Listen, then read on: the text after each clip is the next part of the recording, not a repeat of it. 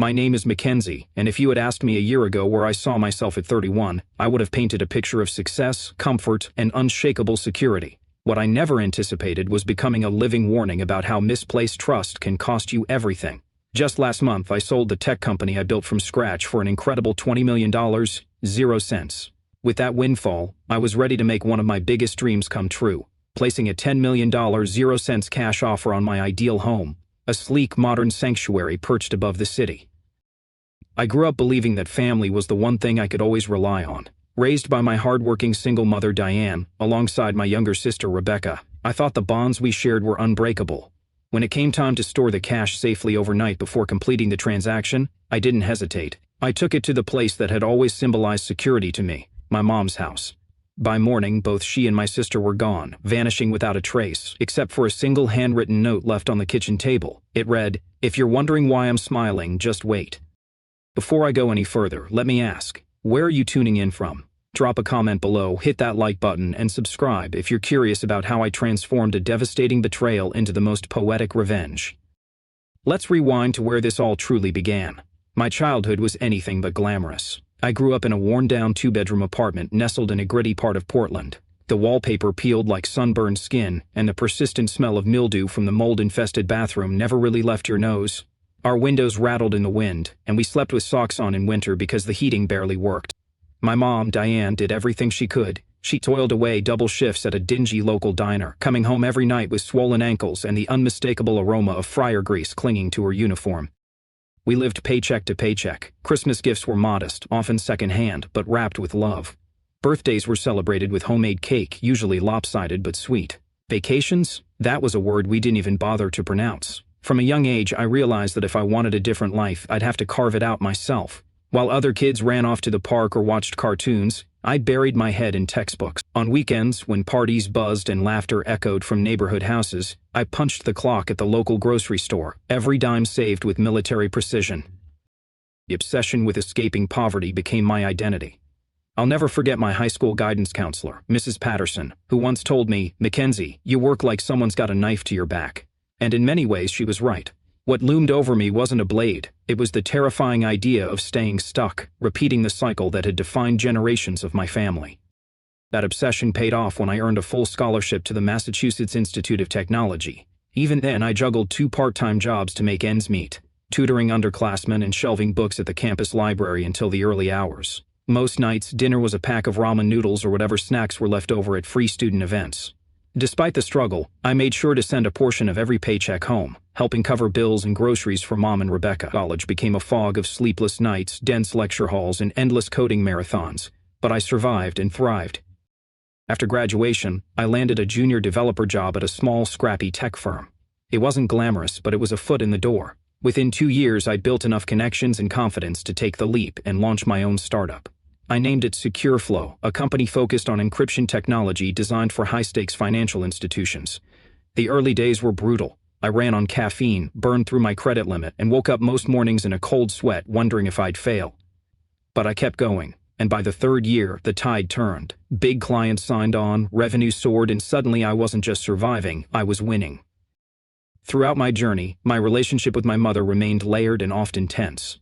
Outwardly, she cheered me on. She congratulated me on milestones and bragged about my achievements to her friends. But sometimes, when I'd excitedly share a new deal or breakthrough, her enthusiasm dimmed just a touch too quickly. A quiet tension settled between us, as if my success was a painful reminder of something unspoken. She'd often pivot the conversation to Rebecca's latest crisis or her own string of ailments. Despite the undercurrents, I remained generous. I bought her a beautiful 3-bedroom house in a quiet neighborhood, her first real home. I landscaped the garden because she'd always wanted one. I paid off her medical bills and arranged for a monthly stipend big enough that she could finally leave the diner for good. She accepted it all with a polite smile and comments like, "Well, at least one of my daughters made something of herself. I guess all those years weren't wasted." Rebecca, my younger sister, was 5 years behind me in age and decades behind in maturity. She flitted from one retail job to another, dropped out of community college barely a semester in, and seemed to collect personal drama the way others collect postcards. Despite everything, Mom always defended her. "She's just trying to find her path," she'd say, or "Not everyone can be as perfect as you, Mackenzie." Over the years, Rebecca's dependence on me grew. Car repairs, late rent, sudden health scares. Every few months, she'd need a financial bailout.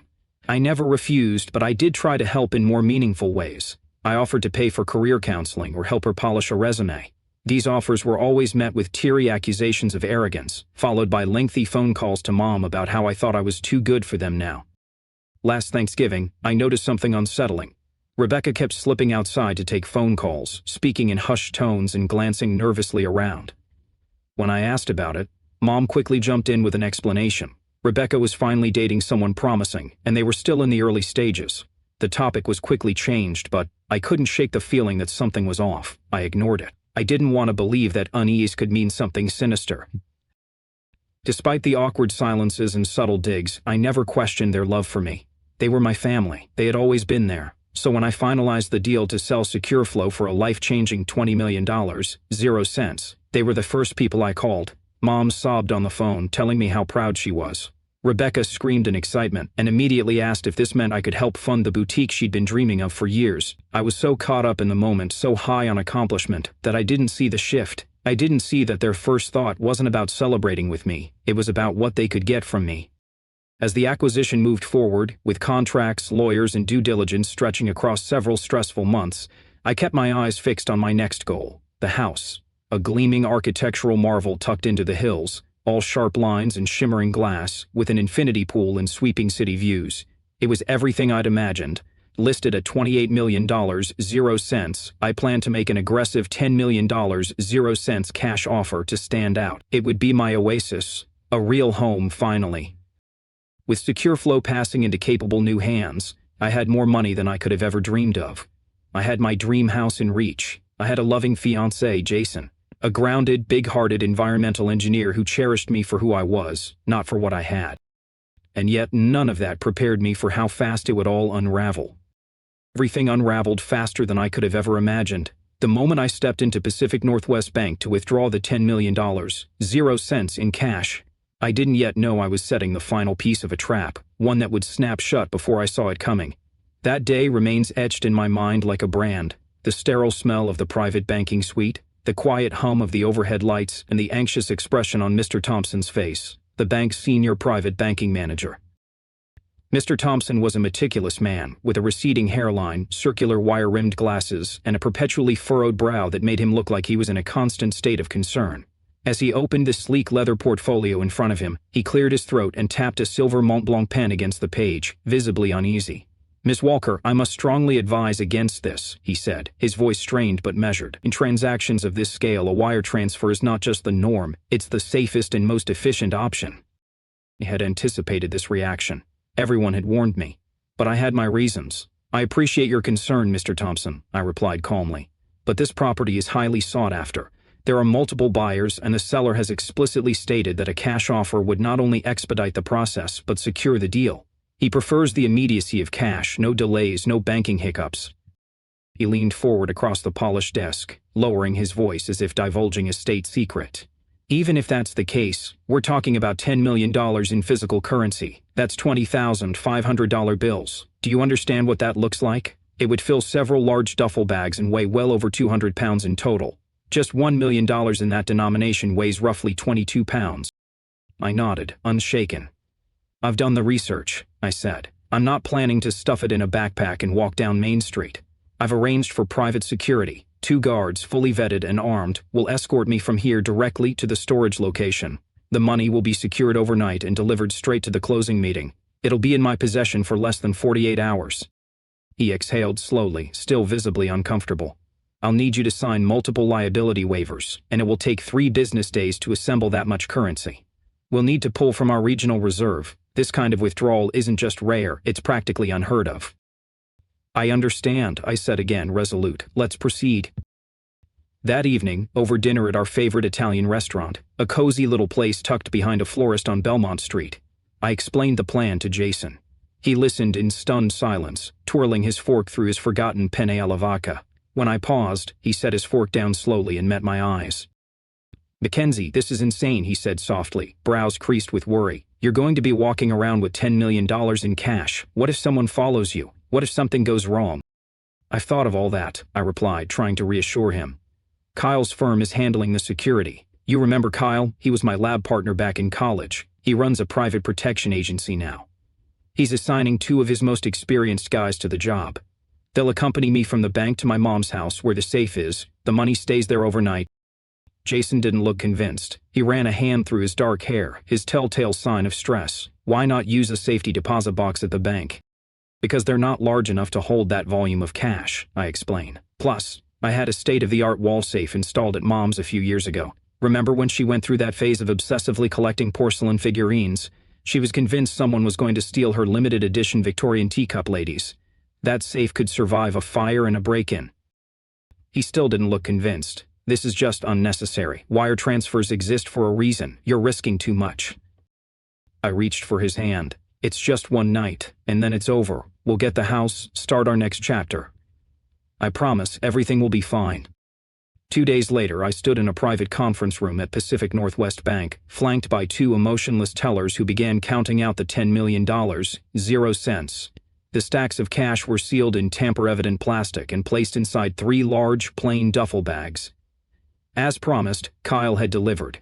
My security detail, Trevor, a stone-faced former military police officer, and Marcus, a stocky man who'd previously worked as an executive bodyguard for foreign diplomats, stood by silently, watching the process with professional detachment.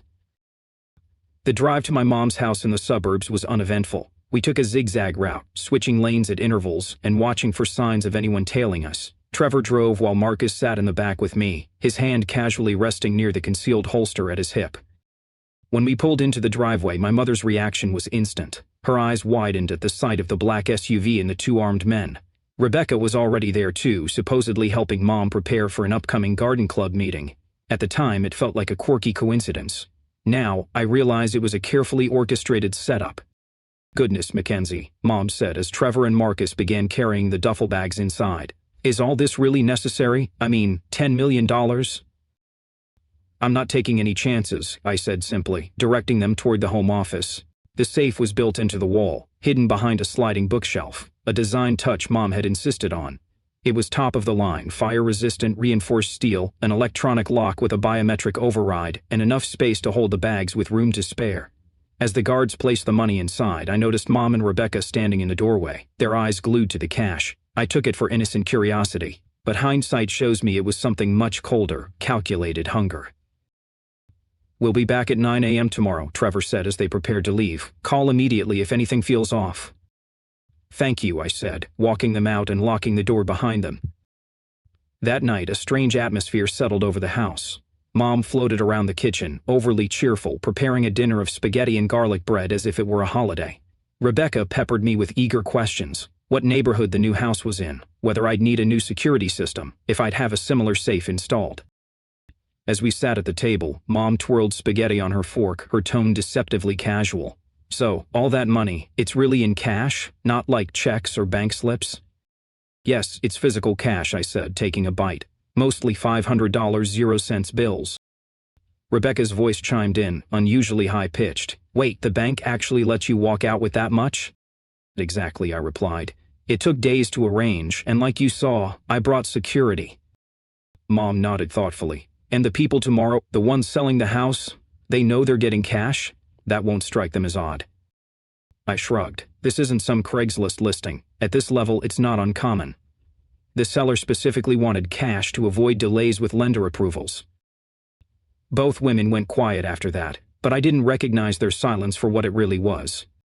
It wasn't skepticism. It was strategy. I tried to explain it again over dinner, that in the world of high-end real estate, a cash offer carried immense weight. It wasn't just about money. It was a statement. In a competitive market, it showed the seller you meant business. "Cash speaks volumes," I told them, mostly to myself as I stirred my pasta. "Especially for a property like this one." I believed it wholeheartedly. What I didn't realize was how loudly that cash was speaking to others as well. Later that evening, just after we finished cleaning up, Mom excused herself to take a phone call. "It's Helena from the garden club," she said over her shoulder, already stepping into her bedroom and gently closing the door behind her. When she returned 20 minutes later, her cheeks were flushed and her smile a little too tight. "Everything okay?" I asked, picking up on the tension. She nodded, but didn't quite meet my eyes. "Just confirming tomorrow's meeting. They're deciding on flower arrangements for the spring fundraiser." I didn't press further. I wanted to trust her. I needed to believe everything was fine. That night, I slept in my old room. The same room with the pale lavender walls and mismatched furniture from my teen years. The twin bed felt like a shoebox for my adult frame, and I had to curl up just to fit comfortably under the worn quilt. Around midnight, I thought I heard soft murmurs just outside the door, whispers too low to decipher. I dismissed it, chalking it up to Mom checking on me like she used to when I was younger, or maybe just old pipes creaking in the walls. I didn't think much of it. I should have. Had I known it would be the final night I lived in a reality where my mother and sister loved me, I might have paid closer attention. The way their eyes lingered on the duffel bags, the discreet phone calls, the undercurrent of excitement that hummed just beneath the surface of their voices. But I was exhausted, drained from managing the logistics of the withdrawal, the stress of the looming home purchase, and the general whirlwind of life-changing success. I fell into a deep sleep, unaware that everything I had built was about to be shattered by the two people I trusted most. The next morning, sunlight streamed through the faded curtains of my childhood room, casting golden bars across the carpet. For a fleeting second, I felt 16 again. Back before I knew what wealth was, before ambition consumed me, back when the most stressful thing I faced was a calculus exam. But the moment passed quickly. Reality returned, sharp and unrelenting. I was 31, on the verge of buying my dream home, and there was $10 million in cash locked in a safe downstairs. The house was unusually quiet. Too quiet. Normally by 7 a.m. Mom would be bustling in the kitchen, the aroma of fresh coffee mingling with the scent of toast. I glanced at my phone. 7:45 a.m. Still plenty of time before Trevor and Marcus were scheduled to arrive at 9. "Mom?" I called out, stepping into the hallway in my pajamas. No answer. I padded down the hall and knocked lightly on her bedroom door. Silence. I pushed it open and immediately felt a twinge of unease. The bed was made, perfectly, untouched. It looked like no one had slept in it at all. Still, I tried to dismiss the gnawing anxiety. Maybe she had gotten up early and left for her garden club meeting. It wouldn't be unusual for her to go ahead of schedule, but something didn't sit right. I turned to the guest room. "Rebecca?" I called, knocked, waited. Again, nothing. I pushed open the door and found the room empty, the sheets unrumpled, the suitcase she'd brought the day before gone. That's when the panic really started to bubble. My steps quickened as I made my way to the home office. The bookcase that concealed the safe was ajar, not wide open but just enough to make my heart pound. I slid it the rest of the way. The safe stood open. Empty. No duffel bags, no stacks of money, no documents, nothing. My breath caught in my throat. "No," I whispered. "No, no, no, no." The words spiraled out of me, increasing in volume until I was screaming. I tore through the house like a madwoman, flinging open closet doors, yanking open drawers, searching every room, like the money might somehow be hiding behind a cereal box. Then I saw it, a piece of folded paper propped casually against the base of the coffee maker in the kitchen. My name was written on the front in my mother's distinctive cursive. With trembling hands, I picked it up and unfolded it. The note read, "Mackenzie, thanks for your money. Now we can live our dream life. Don't try to find us. Mom and Rebecca." My legs buckled beneath me. I collapsed to the kitchen floor, the letter still in my grasp. The room spun as the weight of the betrayal settled like ice in my stomach. My own family, my own flesh and blood, my own steel of blood had stolen everything from me and disappeared into thin air. I fumbled with my phone and called Jason, sobbing so violently that I could barely get the words out. "They're gone," I choked. "The money, all of it. They took everything." Jason's voice came through groggy, thick with sleep. "Mackenzie, slow down. Who's gone? What are you talking about?" "Mom and Rebecca," I cried. "They emptied the safe, the whole 10 million, but it's gone, Jason. They stole it." 20 minutes later, Jason burst through the front door, still dressed in the sweatpants and faded MIT t-shirt he'd slept in. His eyes scanned the room wildly until they landed on me, sitting at the kitchen table, numb and shaking. "I've called them 16 times, I said hollowly. "Mom's phone goes straight to voicemail. Rebecca's rings once and then cuts off. They've blocked me." Jason knelt beside me, his hands gripping mine tightly. "We need to call the police." What followed was a blur, sirens, uniformed officers, and eventually Detective Sarah Martinez. She was composed and observant, her salt and pepper hair tied in a sleek ponytail, and her eyes scanning every corner of the room as she took notes. She listened without interrupting as I recounted everything. When I finished, she leaned back and tapped her pen thoughtfully. "Let me make sure I understand this correctly," she said, her tone neutral. "You voluntarily withdrew $10 million in cash, brought it to your mother's home, placed it in her safe, and now both she and your sister are missing, along with the money." Said aloud, it sounded beyond foolish. I nodded, feeling the heat of shame rise to my cheeks. She asked for documentation. I handed her my phone and showed her the withdrawal receipts, security agreements, and liability waivers. She photographed each one carefully. "Did they show any signs that something like this was coming?" she asked. "Any unusual behavior?" "Nothing definite," I said. "They seemed interested in the money, sure. But that's understandable, right? I mean, how often do people see 10 million in cash?" Her expression softened slightly. "Mrs. Walker, I'll be candid. This is a tricky case. You willingly delivered the money, placed it in a family member's possession. Legally, they could argue it was a gift, or that there was some informal agreement." I stared at her, stunned. "A gift? I was buying a house. They knew that." "I believe you," she said, "and we will investigate thoroughly. But family cases involving money often blur the legal lines. Just prepare yourself." After she left, Jason pulled me into his arms. I sobbed until I couldn't breathe. My mind kept circling the same question. What kind of mother does this? What kind of sister? My phone buzzed, a text from an unknown number. My hands trembled as I opened the text. It was a photo. There they were, Mom and Rebecca, both wearing oversized sunglasses and carefree smiles, boarding the steps of what was unmistakably a private jet. The plane gleamed under a bright sun, its polished surface reflecting their grins back at the world like a twisted victory parade. They looked relaxed, almost euphoric, as if they were headed off on the vacation of a lifetime. Below the image, the message read, "Always wanted to fly private, thanks for making it possible." I stared at the screen, frozen. 5 minutes later, a voicemail notification popped up. It was from a blocked number, but I knew who it was. Rebecca, likely calling from a burner phone to avoid being traced. My thumb hovered over the play button, heart pounding. Then I pressed it. Came her voice, dripping with mock sweetness. "Bet you're freaking out right now." I was. I absolutely was. "Well, get over it," she continued, her tone sharpening. "You've had everything handed to you your whole life, while Mom sacrificed everything. All those years watching you rise, getting praised, while I got the scraps. That money? It's our turn now. You can make another 10 million with your big brain. But this was our one shot. By the time you hear this, we'll be in a country where extra exists." She paused just long enough to twist the knife deeper. "Love you." Then the message ended. The cruelty of her words landed like physical blows, each syllable a punch to the gut. "Everything handed to me," I whispered aloud, stunned. "I worked until I collapsed. I built a company from nothing. I sent money home, paid their bills, bought Mom a house, covered Rebecca's emergencies." They'd planned this. Of course they had. This wasn't some spontaneous crime of opportunity. The moment the acquisition news became public, they must have begun scheming. "This wasn't random," I said quietly, mostly to myself. "They started planning months ago." Jason was pacing the living room, jaw clenched, fists balled at his sides. "We need to call Detective Martinez. Tell her about the text and voicemail." I nodded, barely able to focus. I was still in a fog, trying to make sense of the betrayal. My mother, my safe haven, and my sister, whom I defended and supported endlessly, had conspired to destroy my life.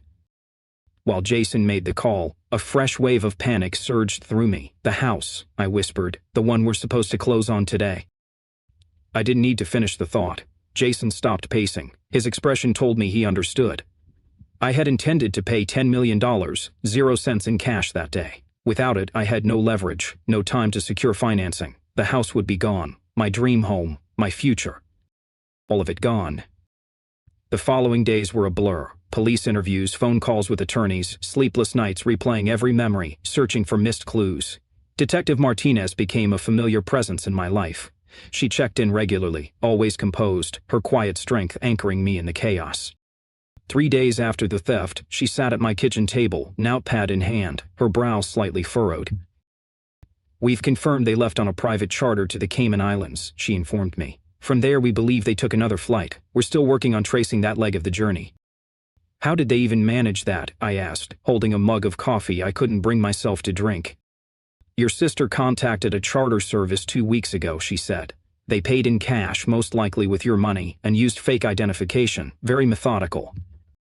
She hesitated, then added, "This kind of operation, it's unlikely they did it alone." I looked up, my stomach twisting. "What do you mean?" "We're looking into recent contacts your mother may have had. There's evidence she was communicating with individuals known for facilitating disappearances of this nature." So she was in touch with criminals. She planned this with people who specialize in vanishing acts? Detective Martinez nodded slightly. We found internet searches on her laptop, countries without extradition treaties, how to disappear legally, things like that. Some encrypted email exchanges as well. We're working to decode them. It was like being told the person you'd known your whole life had never existed. That someone else, someone dangerous and deceptive, had been wearing her face the entire time. This was the same woman who once made me return $1 when a cashier gave me too much change. And she'd been plotting to steal millions. What about family? She asked gently. Could they be hiding out with relatives? I shook my head. Mom has a sister in Arizona, Pamela, but they haven't spoken in years. Some falling out. Rebecca once mentioned cousins in Florida, but I've never met them. We'll look into it, Martinez said, jotting it down. Even estranged relatives can become appealing when money's involved. After she left, I contacted Richard Bennett, the family lawyer who had handled all of my corporate legal affairs and personal contracts. We met in his sleek downtown office, walls lined with law books and plaques. This is theft, he said bluntly. No gray area. The bank documents clearly identify you as the owner of the funds. The purpose of the withdrawal was explicitly documented. Your mother had no legal claim to it. But I put it in her safe, I said quietly. Willingly. He removed his glasses and pinched the bridge of his nose. Yes, it complicates the optics, but not the core legality. The safe wasn't a gift. The money wasn't a loan. You're restoring funds temporarily. That's clear. The challenge now is jurisdiction. What kind of challenge? Yeah, international theft is messy, he said. We'll need emergency motions, cooperation from authorities in whatever country they've landed in, and immediate efforts to freeze any financial transfers. But even with all that, success isn't guaranteed. They've planned well. I left the office numb. The legal battle would be long, costly, and might never yield results. Meanwhile, my mother and sister were likely living lavishly, spending my money without a care in the world. Emotionally, I was fraying. I started seeing Dr. Elaine Foster, a trauma therapist with a soft voice and a calming office, filled with abstract art and the earthy scent of sandalwood. I saw her twice a week, trying to make sense of what had happened. In our third session, I said, I keep replaying everything, every conversation, every hug. I'm searching for signs I missed. Was Mom always this person? Dr. Foster didn't answer immediately. Instead, she let the silence stretch, allowing space for the truth to form. I don't know if she was always this person, I continued, but I know now she became someone I never saw coming. Did she always resent me? I asked, my voice barely more than a whisper. Were all those I love yous just part of some long, elaborate con? Dr. Foster leaned forward slightly in her chair, her expression calm but deeply empathetic. The faint ticking of a small clock on her desk was the only sound between us for a moment. The human brain isn't wired to process betrayal like this, she said gently, especially when it comes from those we have labeled as our safe people. It challenges everything we believe about the world, about love, about ourselves. I swallowed hard, the weight of it pressing into my chest. I trusted them completely, I said. They didn't need to steal from me. I would have given them anything. All they had to do was ask. Dr. Foster nodded, then added, sometimes people develop warped beliefs around money, success, and fairness. They convince themselves they've been wronged, that they're owed something. In that distorted worldview, taking feels justified, even noble. But just because someone believes they're entitled doesn't make it true, and it certainly doesn't make it right. Therapy helped, a little, but only in small doses. The trauma was too fresh, the wound still bleeding. At night, I dreamed of airports, terminal after terminal. I'd chase shadows that looked like my mother and sister through long, crowded corridors. I was always just a few steps behind, never quite fast enough. I'd wake gasping, tangled in sweat-soaked sheets, reaching across the bed for Jason. But his side would be cold, empty. He had moved into the guest room, said my nightmares and restlessness were too disruptive. You need sleep too, he'd explained, not unkindly. My projects are suffering. I can't afford to be exhausted.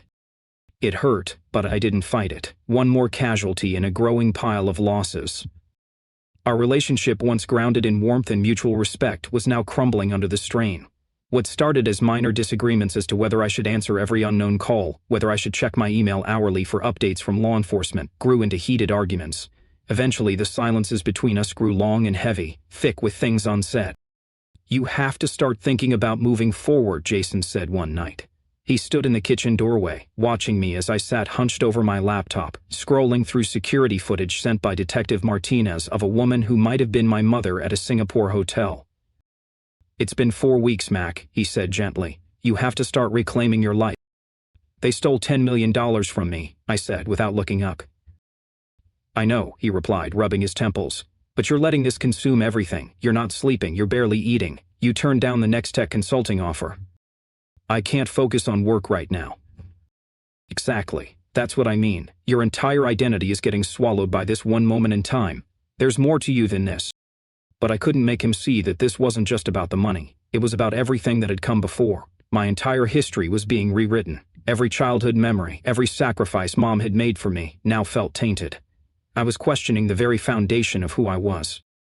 Meanwhile, the investigation was turning up deeply unsettling details. Detective Martinez discovered that my mother had been operating a secret email account for years, something I had no knowledge of. Within that account were messages exchanged with Rebecca, going back 18 months. They called it the plan. References were made to gambling trips, massive debts, and risky schemes. I learned that my mother had quietly taken out a second mortgage on the very house I'd bought her. The funds were likely funneled into paying off those debts. Worse, the detective uncovered evidence of small-scale thefts from my mother's past employers, not enough to prompt charges, but enough to reveal a pattern, a long-term erosion of integrity that I had never seen. The final blow came when Detective Martinez handed me a folder she'd found hidden in a crawl space above my mother's closet. Inside were meticulously clipped articles about my company, hand-annotated in Mom's familiar handwriting. There were charts, notes, and a list labeled Mackenzie's weaknesses. At the top underlined, "Trusts family completely." I stared at the words like they were in another language. I had been studied, dissected, betrayed at a level that defied comprehension. Who was this woman? Was she always this person, or did life, hardship, and bitterness slowly twist her into someone capable of something so cold? Either way, the woman I thought I knew was gone. And the consequences were still unfolding. 6 weeks after the theft, I received word that the sellers of the home I'd planned to purchase had accepted another offer. Financial advisors who had once been eager to manage my portfolio were now treading cautiously, asking pointed questions about my judgment. Whispers in the tech community suggested I was reckless, unstable. My world was fraying thread by thread. That same week, I met with Detective Martinez again. Her office, once a place of hope, now felt like a room where I came only to hear bad news. "The Singapore authorities confirmed they stayed at the hotel we identified," she said, handing me printed surveillance images. "But they checked out 3 days ago, and they've altered their appearances." The photos were jarring. My mother, once so familiar, now had a sleek auburn bob, her gray hair gone. Rebecca had gone blonde and wore icy blue contacts. Both were thinner, dressed in designer clothes I didn't recognize. "They don't even look like themselves," I murmured, tracing my finger along the image. "They're using the names Catherine and Emily Bradford," Martinez said. "We believe they purchased these identities on the dark web. They're not just aliases. They come with forged documents, social media profiles, even fake work histories." My breath caught. "That's possible?" "With enough money," she said, "almost anything is. This network specializes in full identity reinvention. They create life stories from scratch. It's difficult, but not impossible to track them. We found these because we knew what to look for. But they're slipping through international cracks. They've become ghosts." When I left the police station that afternoon, I felt hollow. The investigation was technically still active, but in practice, it felt like chasing smoke. My mother and sister had disappeared into the world, shapeshifters with my fortune in their pockets. When I returned home, I saw 3 missed calls from an unknown number. I wasn't sure whether to be afraid or hopeful. 3 missed calls were waiting when I picked up my phone. The first was from Richard Bennett, my attorney. His voice was calm but serious as he left an update on the latest filings for the international theft case. Nothing definitive, but progress was slowly being made. "We've submitted the emergency orders to the courts in both the U.S. and in cooperation with our contacts in South America," he said.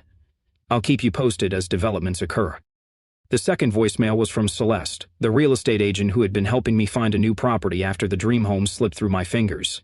"Hi, Mackenzie," she said, her tone upbeat but cautiously so. "A new listing just came onto the market, and it reminded me of the place you loved up in the hills. It's modern, secluded, and within budget. Thought you might like to take a look. Let me know." The third message, however, was the one that lingered in my mind long after I hit play. Marcus Wilson, a potential business partner I'd been in negotiations with before everything unraveled. His voice was polite, careful, almost rehearsed. "Hey, Mackenzie, just wanted to touch base. Given the recent complications in your personal situation, I think it's best if we put our discussions on hold for now. Feel free to reach out once things settle down. Take care. It wasn't the first time something professional had slipped through my fingers in the wake of this scandal. It likely wouldn't be the last. A planned profile in Tech Innovators Monthly had been pulled without explanations. Invitations to industry panels and speaking engagements were being quietly rescinded or rescheduled indefinitely. Former colleagues who once responded to emails within the hour were now suddenly swamped or conveniently unavailable. The tech world loves innovation. It worships disruption. But behind the scenes, it's still deeply conservative, especially when it comes to appearances. No one wanted to be associated with someone whose judgment was now under public scrutiny. If I couldn't protect my own assets, especially from my own family, how could I be trusted to safeguard investment capital, confidential partnerships, or lead a company? The cracks that had begun as hairline fractures were now becoming full breaks. That evening, Jason came home from work with the same tight-lipped expression he'd worn for weeks. He set his laptop bag down on the kitchen counter, his movements precise, measured. "I got a call from Detective Martinez today," he said. I glanced up from my tablet. "Yeah? What'd she want?" "She asked if I'd heard anything from your mom or Rebecca." "And did you?" The question came out harsher than I intended. His jaw tightened. "Of course not, but the fact that you even have to ask me that says a lot about where we are right now." "Where we are," I echoed, blinking. He motioned between us. "You don't sleep, you barely eat. Every hour of your day is spent buried in legal emails, on the phone with a detective, or deep diving into international finance law. When was the last time we talked about anything other than the theft?" I tried to think, but my mind was blank. It had consumed me. There was nothing else. "They stole $10 million from me," I said. "What do you expect me to do, just forget that?" "No," he said, softly but firmly. "But you have to live. You have to find a way to keep living while you're fighting this. It's been 6 weeks, Mac, and emotionally, you're still exactly where you were on day one." "That's not fair." "What's not fair is watching the woman I love spiral into this black hole of obsession and feeling completely helpless. I've tried, I've supported you, I've given you space. But you won't let me in. You've shut down every time I try to help." I could feel the defensive heat rising in my chest. "So this is my fault now?" "No," he said, his voice catching. "You're the victim. You didn't deserve this. But you're using that pain as a wall, to block out everyone who's trying to stand beside you. Your friends have stopped calling. You ignore every invitation. You turned down that amazing consulting offer because you couldn't focus. When I talk about anything other than the theft, you find a way to bring it back." I wanted to scream. I wanted to shout that he didn't understand, that no one did. But he was right. And that truth hurt more than anything. "What do you want from me?" I whispered. Jason ran his hand through his hair, a gesture I now recognized as his way of holding back emotion. "I want to know if there's still room in your life for anything besides revenge. Can you see a future where you're not chasing them?" I opened my mouth to say yes, to promise him I'd move forward. But I couldn't. The betrayal had become my identity, the pursuit of justice my sole purpose. Jason nodded slowly, as if he'd expected my silence. "I think I need space," he said at last. "I'm going to stay with Greg for a while. If you decide you're ready to start living, again, a real life, not this limbo, call me." He packed a bag while I sat frozen on the couch, unable to protest, unsure if I even should. When the door shut behind him, it echoed louder than it should have. That night I lay awake, eyes fixed on the ceiling, replaying every moment from the past 6 weeks. Then I reached further back, to holidays, birthdays, late-night chats over tea. I dissected my entire relationship with my mother and sister, looking for cracks that had been there all along. Had they always been this way? Had I been too blinded by love to see them clearly? By morning I was hollow. I hadn't eaten, I hadn't slept. Jason was gone. My career was teetering. The money was still missing. My mother and sister, my family, were out there, free, basking in wealth built on betrayal. I stood in the kitchen, staring at my reflection in the black window glass. The woman who looked back at me was gaunt, pale, with vacant eyes. This wasn't who I was. This wasn't who I wanted to be. Something had to change. But I didn't know what or how. Then, at 2:17 a.m., my phone rang. It jolted me from a restless doze on the couch. I fumbled to answer, squinting at the screen. The name that appeared sent a jolt down my spine. Trevor Sullivan, one of the 2 security guards who had escorted me to my mother's house on the day of the theft. I answered, hard in my throat. "Trevor?" My voice cracked with sleep and fear. "Miss Walker," he said, his tone urgent. You're going to want to sit down for this.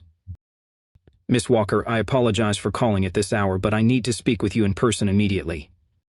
Trevor Sullivan's voice, typically calm and professional, carried a tension that made my skin crawl. I sat up, sleep forgotten, fully alert. It's the middle of the night, I said. Can this wait until morning? No, ma'am, it really can't. What I have to tell you, it's not something that should be discussed over the phone. I can be at your apartment in 20 minutes. His tone left no space for negotiation. Okay, I said, heart pounding. I'll be here. 19 minutes later, the doorbell rang. I opened the door to find Trevor standing there, still wearing his company-issued security polo, his face grim. I stepped aside and let him in. Thank you for seeing me, he said, scanning the room as he entered. Is your apartment secure? No cleaning services? No maintenance people been here recently? No, I replied, puzzled. Just me. What is this about, Trevor? He looked around once more before settling his eyes on me. It's about the money. The cash your mother and sister took. My breath hitched. What about it? It wasn't real. The world seemed to lurch beneath me. What? Trevor sat down, hands clasped. The cash inside those duffel bags was counterfeit, extremely sophisticated replicas, yes, but fake. I dropped onto the couch, my mind reeling. That's impossible. I withdrew it myself. You were there, from Pacific Northwest Bank. We watched the tellers count it. Trevor nodded. That's true. But what you don't know is that my supervisor, Kyle, has a strict protocol for all high-value transports. Every bundle of cash is embedded with tracking devices and advanced security strips that react to chemical signatures. When we placed the bags into the safe at your mother's home, we activated those systems. And, I asked, voice thin. At 4:12 a.m. the morning after delivery, the trackers showed the bags leaving the property and heading to a private airfield. That tracks with what we knew already.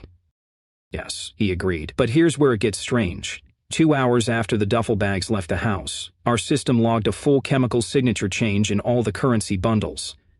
The money had been swapped. I tried to catch up, to force logic onto this sudden chaos. So someone stole the real money before Mom took the bags? It was a double theft? Trevor shifted uncomfortably. Not exactly. The switch didn't happen at your mom's house. It happened at our secure facility the night before the delivery. What? The genuine cash was replaced with counterfeits at Kyle's warehouse, he said. Visually, the fake notes are indistinguishable. Our printers can replicate texture, color, even minor wear patterns. My pulse began to spike. Are you saying Kyle stole the money? No, Miss Walker, Trevor said quietly. I'm saying you did, or rather, you instructed us to do it. I blinked at him. Excuse me? He reached into his pocket and unfolded a document. 3 days before the withdrawal, you contacted Kyle directly. You said you had concerns about your mother's intentions and requested a contingency protocol. This, he held up the document, is the special instruction form you signed, authorizing us to replace the physical cash with decoys and lock the real money in our most secure vault. I stared at the page. My name, my signature, both unmistakably mine. But I didn't remember any of it. I don't recall signing this, I said, stunned. I remember speaking to Kyle briefly. I thought it was just part of the standard process. I must have signed it without realizing what it authorized. Trevor gave a small nod. Understandable. That day was high stress. Kyle wanted to reach out sooner after your mother took the bags, but we experienced a monitoring failure. We only confirmed the switch yesterday during a system-wide diagnostic. Kyle sent me personally because of how sensitive this is. I stood up, pacing. So, my mother and sister, they've been dragging fake money across the globe? Trevor nodded solemnly. Extremely convincing fakes, but ultimately worthless. A strange noise burst from my throat. It took me a second to realize it was laughter, a choked, manic, almost hysterical sound. All this heartbreak, all this grief, and they'd stolen a fortune in Monopoly money. I wiped tears from my eyes, laughter now replaced with disbelief. I need to see it, I said. The real cash, with my own eyes. Trevor rose. I can take you there now. 2 hours later, I stood in the basement vault of Kyle's security firm. The temperature-controlled room was silent except for the hum of air filtration. In front of me sat 3 duffel bags identical to the ones I had delivered. With trembling fingers, I unzipped the first. Inside were neatly stacked $500, 0-cent bills, perfectly authentic. It's all here, Kyle confirmed beside me. 10 million, untouched. What about the trackers? I asked. Still active. We're monitoring them now. He handed me a tablet showing blinking icons on a map. Current location, Monaco. I exhaled slowly and straightened my shoulders for the first time in weeks.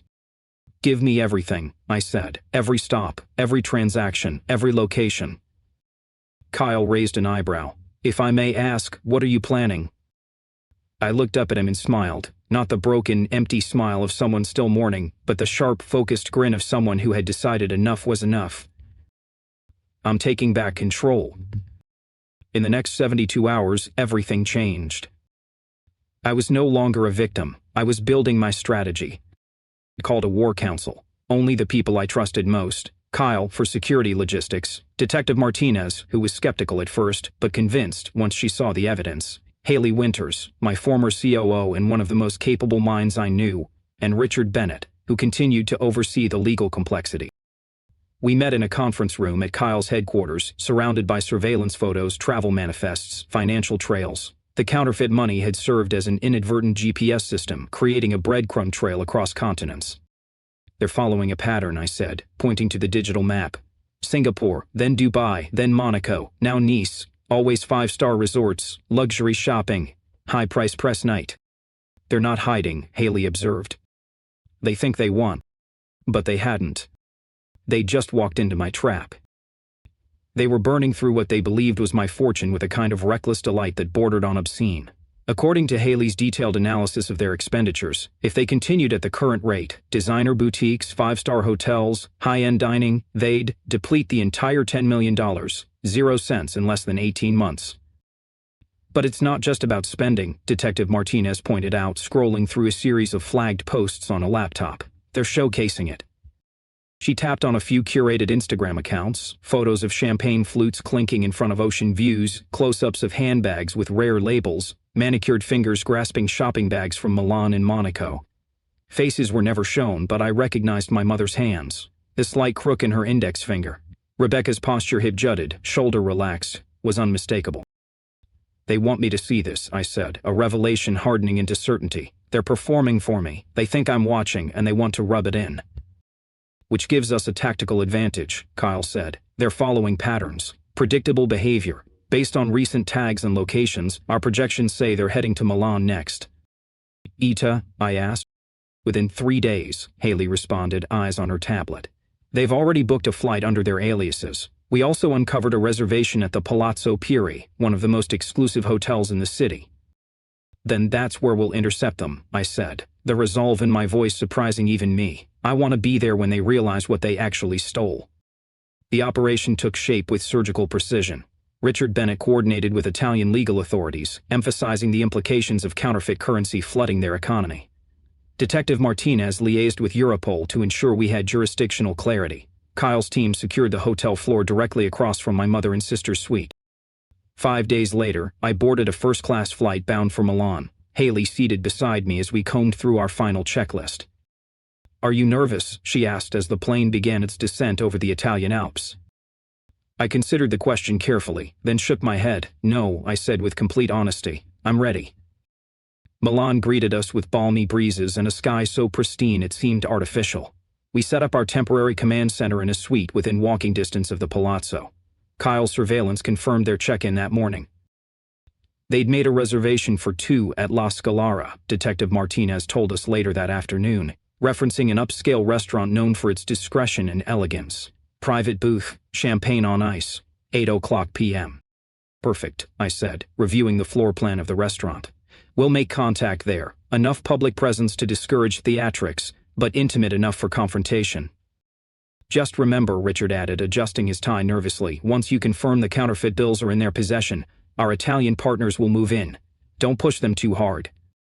I nodded, but inside I felt the shift. The grief had crystallized into clarity. This wasn't about vengeance. It was about closure, about looking the betrayal in the eye and taking back what was mine, not just the money, but my story. At precisely 8:15 p.m., I entered La Scalara wearing a simple black dress and heels that clicked sharply against the polished marble floor. My hair was pulled into a sleek ponytail, my expression unreadable. Kyle and Haley stationed themselves near the bar. Martina waited outside with local enforcement. Richard coordinated via comms from our suite. I spotted them immediately. My mother sat regally in an emerald green Valentino gown, hair colored and styled into soft waves. Rebecca, adorned in what had to be Chanel, laughed at something on her phone, oblivious to the moment about to shatter their illusion. Between them sat a bottle of Dom Perignon and a black Hermes Birkin bag, the kind so exclusive you need to be on a wait list just to inquire about it. They didn't see me until I was standing beside their table. "Room for one more?" I asked, my voice low but firm. The transformation was immediate. My mother's expression froze, mouth slightly open, eyes wide. Rebecca's fork hovered in midair. "Macmillan," my mother stammered, voice barely above a whisper. "How did you—" "It wasn't hard," I replied, pulling out a chair and gesturing to the waiter that all was well. "Nice dress, by the way. Valentino?" Rebecca recovered first, though her eyes betrayed her nerves. "What do you want? Come to beg for your money back?"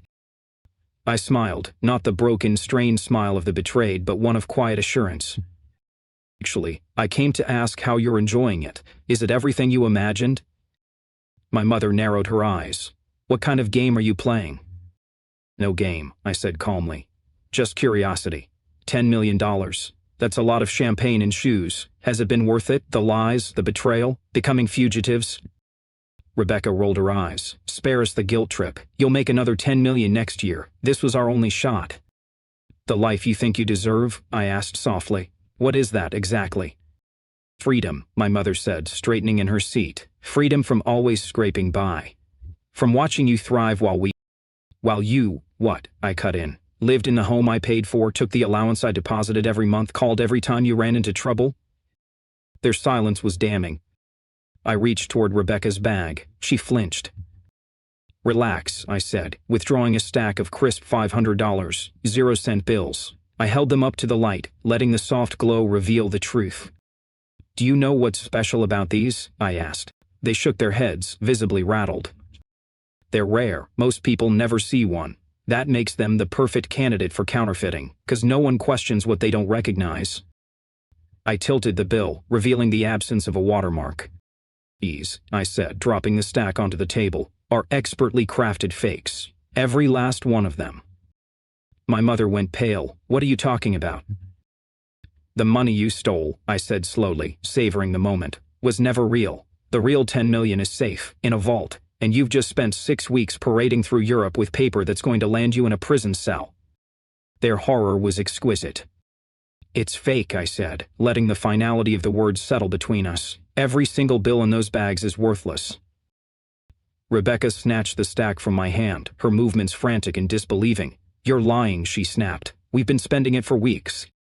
"Small amounts," I clarified calmly. "In tourist-heavy districts where clerks don't look too closely, or in luxury stores where flashy spending can distract staff from authenticating high-value bills. But try depositing a large sum in a reputable bank, or using that money to buy property. It won't work. The deception falls apart under real scrutiny." My mother's hands trembled as she reached for her wine glass, the crystal clinking against her manicured nails. "I don't believe you," she murmured. "The truth doesn't need your belief," I replied, my tone neutral. "The real money never left the vault at Kyle's facility. All $10 million, 0 cents, is still there, waiting for me to use it as I'd planned."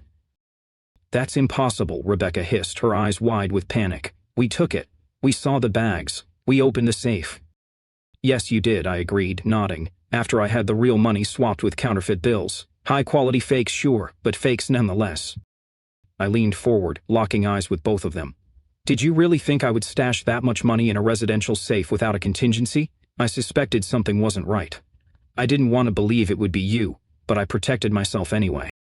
The dawning horror in their eyes was almost poetic. Rebecca's composure fractured first. She began rifling through her handbag, pulling out stacks of bills and holding them up to the light, searching desperately for proof that I was wrong. "Even if that's true," my mother said, her voice trembling, "you can't prove we took it. It's your word against ours." "That might have been true," I said, "if I hadn't embedded every bundle of counterfeit bills with micro-tracking devices, sophisticated ones. They've logged your locations across 3 continents, every hotel, every boutique, every lavish restaurant." I gave a subtle nod toward the entrance. Detective Martinez stepped inside, accompanied by 2 plainclothes Italian officers. My mother and Rebecca stiffened as they saw the badges. "The authorities know exactly where you've been and what you've done," I said. "Your movements, your spending, it's all been documented in real time." Rebecca's defiance crumbled. "You set us up," she whispered. "No," I corrected gently. "You set yourselves up. The moment you decided to steal from me, you set the wheels in motion. You created this trap. I just let you walk into it." What followed was surprisingly quiet. The officers approached discreetly, asking for cooperation. My mother and sister, still too stunned to argue, complied. They were escorted from the restaurant without incident. Later, their hotel rooms were searched, revealing nearly $7 million, 0 cents in counterfeit currency stashed in suitcases and garment bags. At the Milan Financial Crimes Division, I sat across from my mother in a stark interview room. Her elegant green gown looked absurd against the institutional gray backdrop. Her mascara had run slightly from silent tears, her once confident posture now sunken and defeated. "Why?" I asked simply. "Why would you do this to me? I gave you everything you ever asked for." She looked down, unable to meet my gaze. "You make it sound so simple," she said. "It is simple," I replied. "You're my mother. I loved you, I trusted you, and you had everything." Her voice broke as the dam finally gave way. "Everything always came so easily to you, the scholarships, the success, the praise. Do you know what it feels like to watch your daughter become everything you never could be? To realize that you're just a side note in her perfect life?" "I never made you a side note," I said, my own voice trembling. "I just wanted to share what I had. I wanted us to rise together."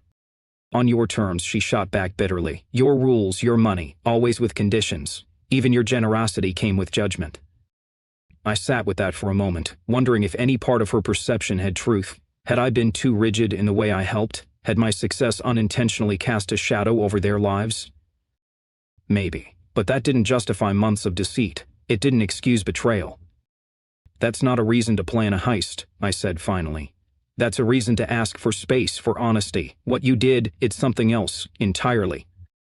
In the adjacent room, Rebecca had been more forthcoming.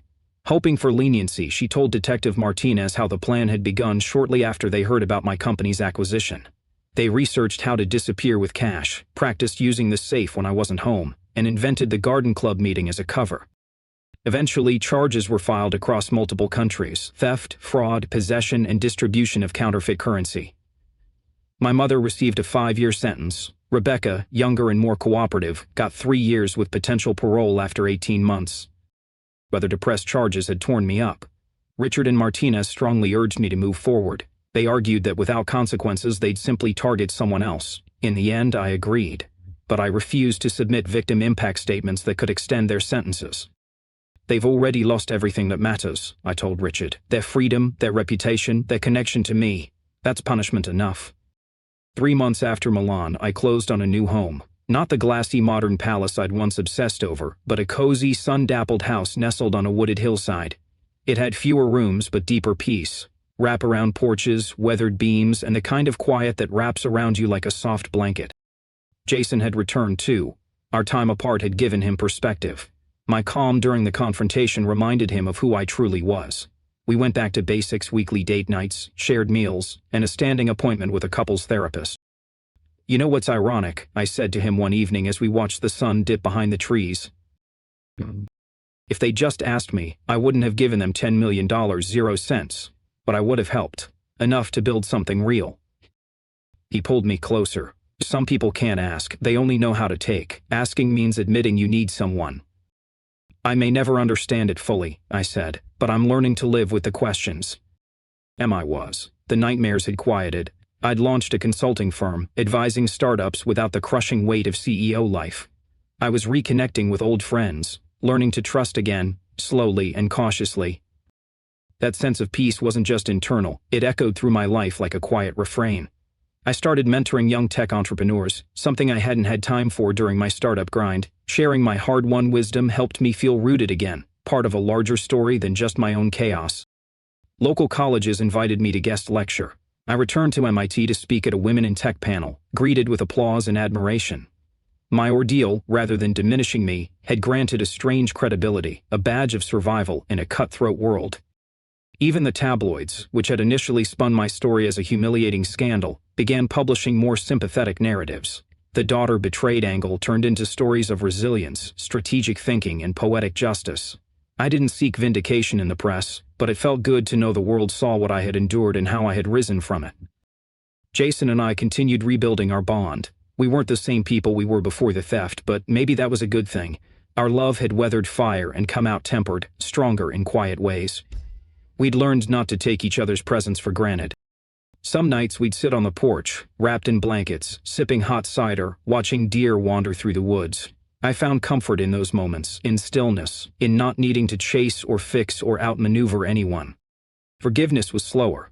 I didn't know if I would ever fully forgive my mother or sister, but I had learned that forgiveness isn't a gift you give them, it's one you give yourself. It's how you stop letting their choices live rent-free in your head. Eventually, I stopped checking the news for updates on their sentences. I stopped tracking the court dockets. I had lived long enough in the shadow of betrayal. Now, I was stepping back into the light. Because in the end, the greatest revenge is not seeing them punished, it's seeing yourself thrive. I had learned to trust again, not blindly as I once had, but with discernment, cautiously, wisely, and above all, genuinely. The betrayal I endured didn't destroy me, it didn't define me.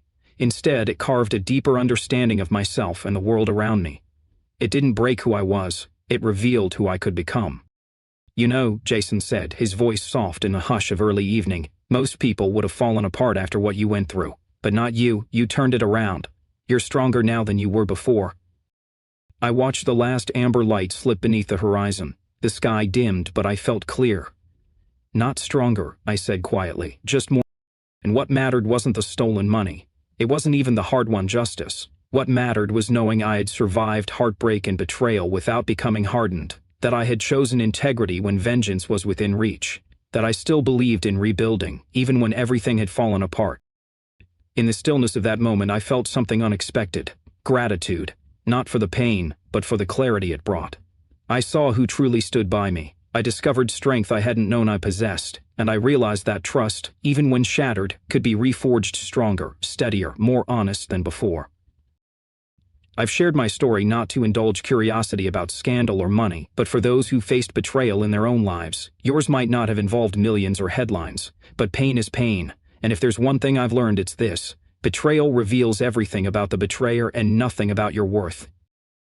So if you're listening now, if you've ever been betrayed and wondered if you'd ever feel whole again, know that you will. You are not what was done to you. You are who you choose to become next.